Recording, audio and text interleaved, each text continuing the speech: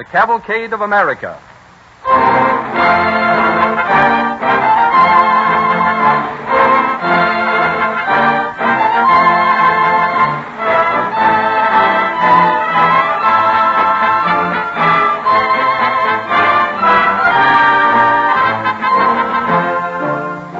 It is with pleasure that DuPont quotes from a letter written by Mr. Roger Fenn, headmaster of the Fenn School of Boston and chairman of the radio committee of the Massachusetts Civic League.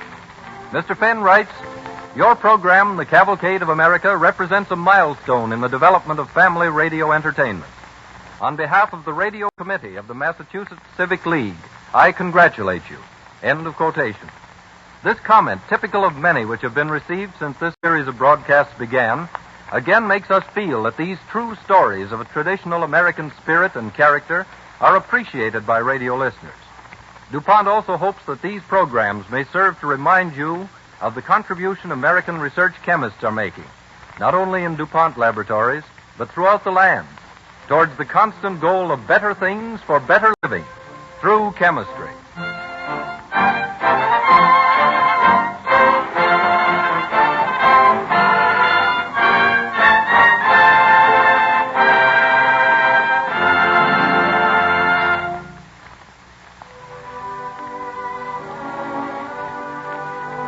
No one can deny that one of our most notable American traits is our willingness to help others, whether their need is caused by man or by nature.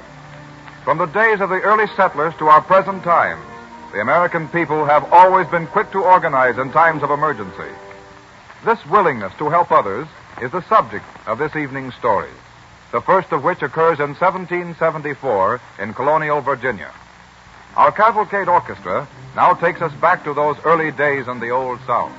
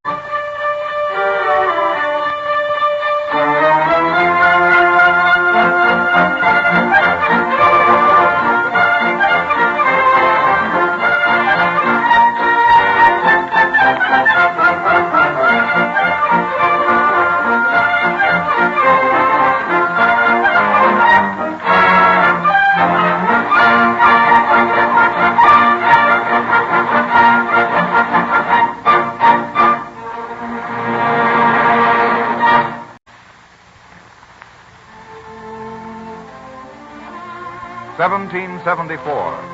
Along the Atlantic seaboard lie 13 colonies, separated by great distance, by slow communication, by differences in background and temperament, yet held together by an invisible and powerful bond of common interests and nationality. In Williamsburg, colonial capital of Virginia, young Charles Randolph has just finished reading a letter. It's outrageous. Abominable, sir. To let the innocent suffer. What, they blockade the port of Boston, the people will starve. Starve? Nonsense. And that's what Deborah says, Father. She ought to know. She's right there. You have a letter from her? By today's post. Tell me, what does she say?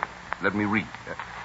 I beg your pardon, son. I didn't mean to be impertinent about your personal correspondence. The letter isn't personal, sir. Not half as personal as I wish it might be. Her mind is so taken up with the coming siege, she has no time, it seems, to talk of matters of the heart. But it's monstrous, sir, this latest action of the king. Ships of war surrounding the harbor. Not an anchor to be weighed. Not a sail unfurled. Not even a ferry boat to cross the river. Well, think what that'll mean. Suffering, starvation even. Boston won't starve, not while the rest of the colonies have food. But, sir... Philadelphia is already sending supplies. In North Carolina, they're taking up subscriptions. Virginia will do her part. How, sir? The Burgesses are meeting to decide on the course of action. Good. Good. I want to be there in the House to hear the debate. We won't be meeting at the House. No? The House of Burgesses was dissolved today. It was? For the governor. Because of the stand we've taken. Our vote of sympathy for Boston. Well, if the governor's done this, then your hands are tied. Officially. But we can still meet as an informal body. And we're going to meet. Where? In Raleigh Tavern, soon. And there we'll decide how Virginia can come to the aid of Boston.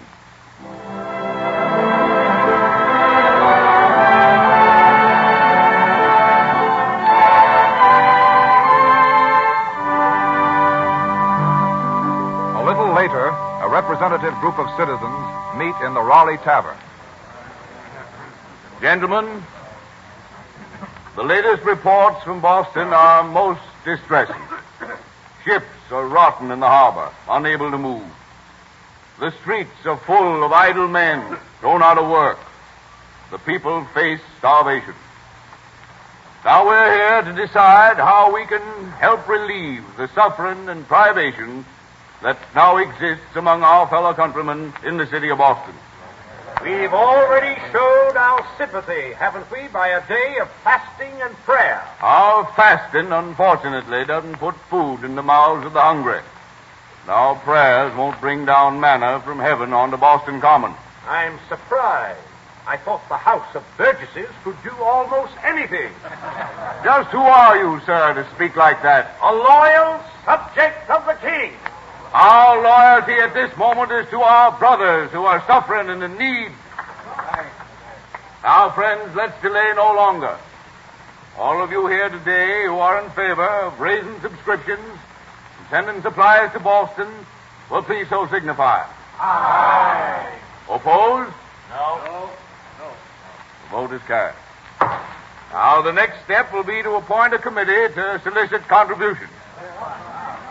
Oh, Mr. Randolph. Yes, Mr. Lee. Who do you think Father. would be the best man? Father, Yes, son? let me go, will you? Go. To Boston. Let me ride there with the news. I want to be the one to bring in the tidings. You want to see Deborah Truesdale? Father, please. You'll be just one more mouth to feed, and a hungry one, too. I won't stay, sir. Only long enough to deliver the message. And see your sweetheart. Well, the bay mare will carry you the fastest. Then I may go? Yes, go. And take this message with you. That the colony of Virginia sends sympathy and supplies in the name of the common cause.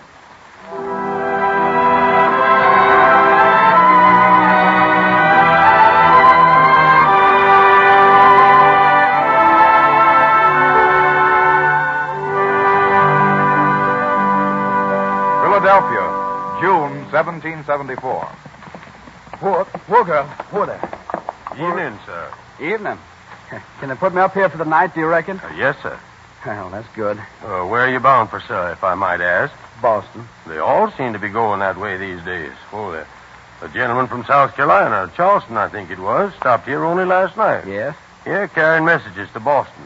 South Carolina, he says, is shipping 1,000 barrels of rice to the folks up there. Good. Yes, sir.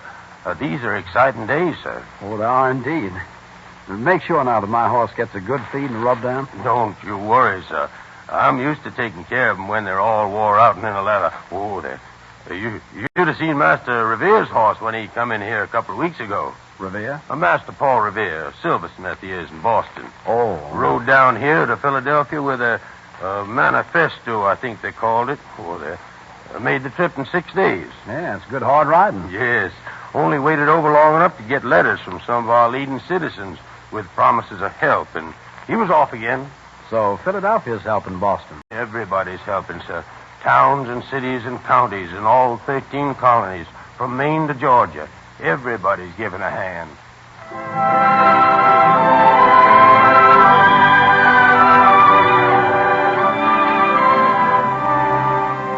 A town in Connecticut. Whoa. Stop, I tell you. Whoa, Hooger. Yeah, what's the idea of holding me up like this? I'm in a devil of a hurry. This is the Sabbath, young man. No travel is permitted through this town until sundown tonight. But, sir... No back talk, sir. It's one of the laws of Connecticut, and I'm here to enforce it. But in my case... There is no exception. Well, I'm on my way to Boston. What? Here, Whoa. Boston, eh? Yeah. Yes, I'm carrying messages from Virginia. Our colony is sending food and... Yes, this town's helped, too. 40 bushels of grain we sent. Just a week ago. Oh, bailiff. Not on the Sabbath. Well, we... Oh, be off with you. Through the town? Yes. Well, I'm breaking the blue law. I'll answer for that. Get going. Thanks. You're up there. Go on, get. Nearing Boston, a large flock of sheep driven by a red-faced man in shirt sleeves blocks the road. Whoa, look out. Look out there, Nanny. I'm sorry, sir. You're no sorrier than I am. I beg your pardon? If ever you decide to make a present of mutton, young man, don't make it on the hoof. I've driven these fool sheep about 100 miles in all this heat. And the further I travel with them, the less opinion I got of them. You're taking them to Boston, sir? With the compliments of the village of Brooklyn, Connecticut. Yes, I know. I rode through there. That's where Israel Putnam lives, isn't it? Uh-huh. Well, I wanted to stop and pay my respects, but I couldn't spare the time. Yeah? Oh, I'd like to be mighty well to meet him. Anyone who covered himself with so much glory in the French and Indian War and rose so rapidly up through the ranks. Well, you wouldn't have found him home if you had stopped. No? Where is he? He's acting as nursemaid to this doggone flock of dumb sheep. Are you Israel Putnam? I am. Hey, you Well, sheep, move over there. One side, you critters. Let the gentleman through.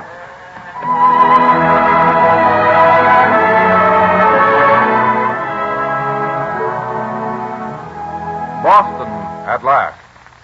Oh, it must have been dreadful, Charles, that long ride from Virginia, all alone. Oh, it was thrilling, Deborah. The dreadful part is going back, leaving you here. Don't worry about us. We're all right. My only fear is we'll all die of indigestion, so much food coming in. Well, nobody's offered this poor man anything to eat, I notice. Oh, my darling. Oh, I've been so excited I completely forgot. You must be starved. I'll get something for you at once. I'm too tired to eat much, honey. Just a bite and a dish of tea. Tea? Charles, Well, there's nothing like tea to refresh you. nobody is serving tea. But, The whole darling, province has renounced tea. That's one of the reasons we're blockaded. but your father tells me he has some tea that was honestly smuggled from Holland, that no duty was paid on. You'll take coffee, sir. Very well, madam. I'll take coffee. It'll be ready in just a minute. Oh. Charles, I'm so glad you're here after that long, hard trip.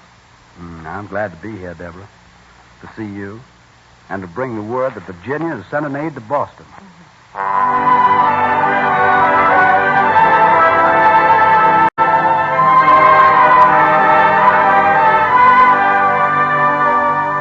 And so in 1774, help came to Boston from the people of all the colonies. A century passed. The 13 small colonies became a nation, reaching from the Atlantic to the Pacific. 100 years wrought great changes, but the spirit of the American people remained the same, sympathetic, generous, willing to help.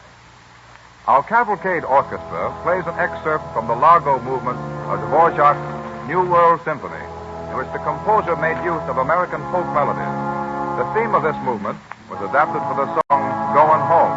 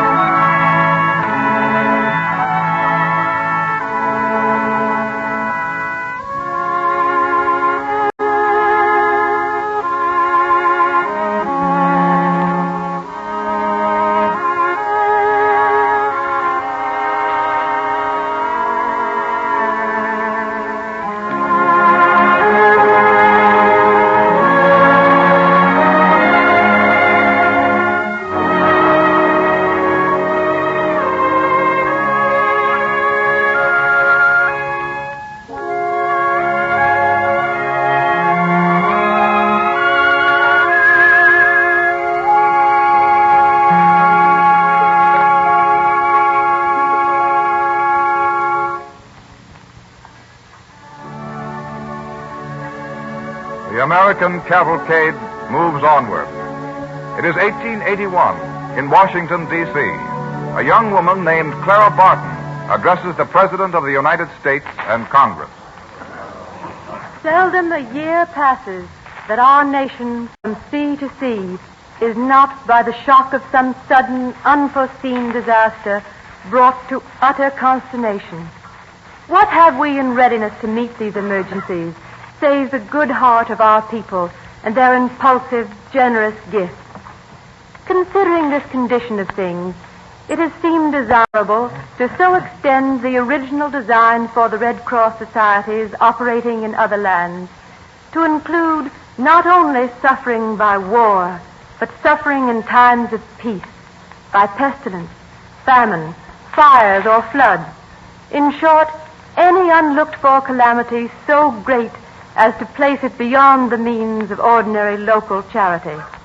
At this very moment, the first local society of the American Red Cross in Danville, a town in western New York, is organizing relief for its flame-stricken neighbors in Michigan. They are without clothing, the bare necessities of life. Where is the place? Do you know? What place? Well, where we take our donations for the folks up in Michigan. It's that building right up the street where you see the flag and the crowd. Oh, yes, they're going to be swamped, all right. Just look at that line waiting outside, will you? All of them fairly loaded down with things. They can use all they get, I guess, and then some. According to the papers, there are thousands who've been burned out, lost everything. It's just too awful. Hey, Bill, You come over here. I want to talk you got to you. any relatives out there? No, I don't know a soul in Michigan. But I know what fire's like, all right. Our house burned once. If it hadn't been for our friends taking us in and giving us clothes and all, I don't know what would have become of us. My wife began ransacking the house the minute she heard to see what she could find to give. She dumped this whole pile of clothes here over my arm and told me to take them as fast as I could to... Well, what do you know about What's the that? matter? Well, here's a suit of mine that I was still wearing. Oh, it looks like a nice warm one. Some poor fellow in Michigan will certainly be mighty glad to get it. But I like this suit. Well, you don't need it, though, do you? You have other suits, haven't you? Yes, And but those folks in Michigan, thousands of them, haven't a rag to their backs, no money to buy any. The forest fires have swept away everything they own, their houses, their lands. Well, I wasn't objecting. I was only surprised. I'm glad to give anything I've got. You should be. It's a privilege. The folks I feel sorry for are the ones who have nothing to spare, that can't right, give. folks. That... Oh, they've opened up the doors. The crowd's moving in. Come on, let's go. Just take them now.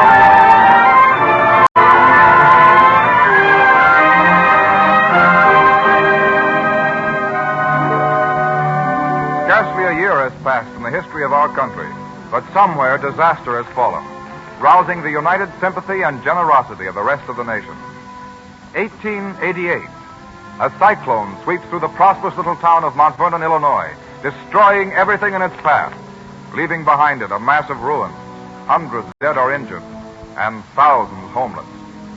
It is the middle of winter when Clara Barton speaks with a group of citizens. We are desperate, Miss Barton. We don't want to beg, but if we It have won't to be necessary to beg. If the people of America once know, But they must know. The news has been all the papers. they don't realize how bad things are. They couldn't realize, or they'd have offered help. I know Americans. Send out an appeal? No. I'll simply state the fact. One sentence will be enough. Have you paper there and a pencil? Yes, Then take this down and send it to the newspapers of the country. yes. The pitiless snow is falling on the heads of 3,000 people who are without homes, without food or clothing, and without money. Signed, Clara Barton.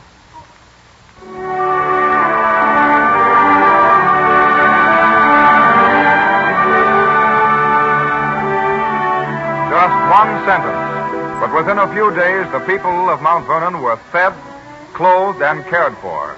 And with $90,000 cash in contributions, had started to rebuild their homes, as always the heart of America had responded. The following year, 1889, the Johnstown flood, one of the most frightful disasters in the history of our country, taking a toll of over 5,000 lives and $12 million in property, leaving in its wake desolation, poverty, and sorrow. In a mammoth tent, the relief work goes on. From New Bedford, Massachusetts, a consignment of mattresses and bedding. From Sheboygan, Wisconsin, a carload of furniture and ironware. From the New York Mail and Express, 3 carloads of feather pillows and mattresses. We'll need more wagons, Jim. We have 6 teams at work delivering now. That isn't enough. Not at the rate supplies are coming in. Get hold of more. Yes, sir. I'll go out now and speak to Joe about it. Another batch of telegrams and letters, sir. Have you gone through them? Yes, sir. There's money in every one of them. Checks, bills, money orders, all the way from $1 to 1,000. Amazing, isn't it? What? The whole thing. This tent set down in a sea of mud, with a dry goods box for a desk, and that's really all we need to do our part. The people have certainly done theirs. They certainly have. Close to $500,000. $500,000. Yes. That's what the people of America have given for the sufferers of Johnstown.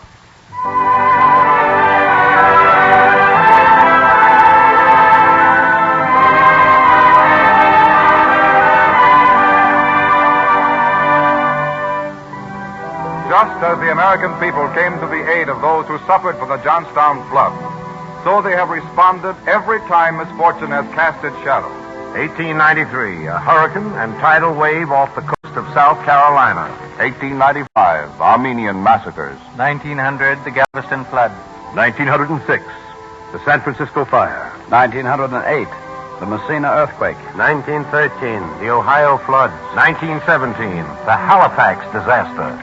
1919, the Corpus Christi flood. 1920, the Mexican earthquake. 1923, the Japanese earthquake and fire. 1927, the Mississippi floods. 1928, the Florida hurricane. Pestilence, famine, fires, and floods. Clara Barton spoke the truth indeed. Where they will strike, or how, or when, nobody knows. But this much we do know. The naked will always be clothed, the hungry fed. New homes will spring up, crops will be revived, business resumed. And right now, this week, this very day, each one of us has the opportunity to do his part to share in the privilege of sharing by answering the annual roll call of the American Red Cross. And the tireless workers of the Red Cross know that the people of America will help as they have always done in times of need throughout the cavalcade of America.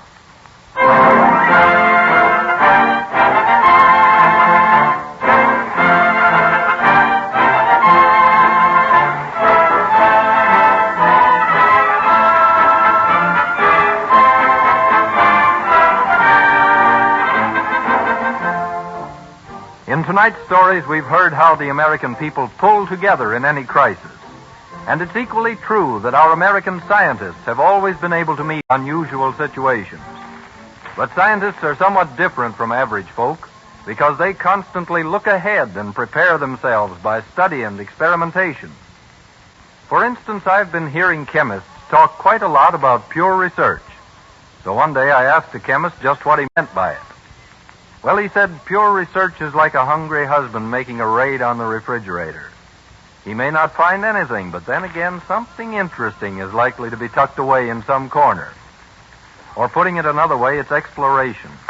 Only instead of exploring an uncharted sea or an unknown wilderness, it takes place in the laboratory with a test tube for a ship and a microscope for a spyglass. They study strange things, these chemists engaged in pure research. My friend told me how some of DuPont's research chemists are making a study of fibers, those tiny wisps that go to make up materials like cotton, silk, rayon, wood, and similar things. Chemists even study the colors of bird feathers. And now I'm going to shatter one of your cherished beliefs. It has been said that the gorgeous colors in a peacock's tail aren't colors at all. It's just a trick, done with mirrors, so to speak.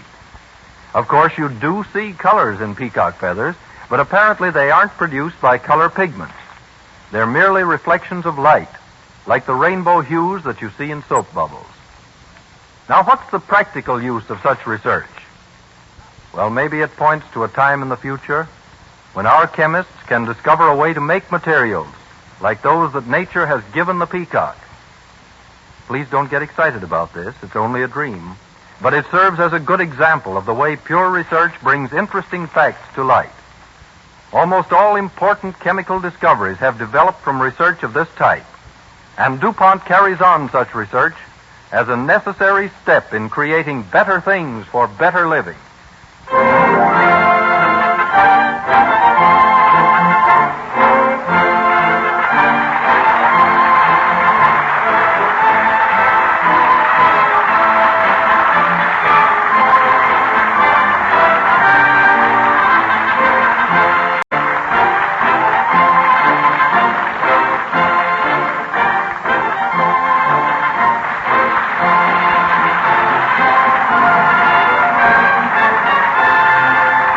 Wednesday at this same time, DuPont will again present the Cavalcade of America.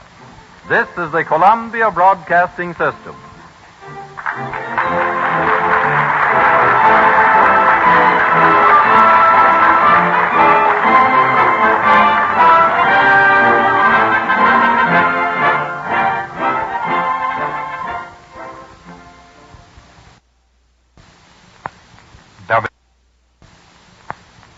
WABC, New York.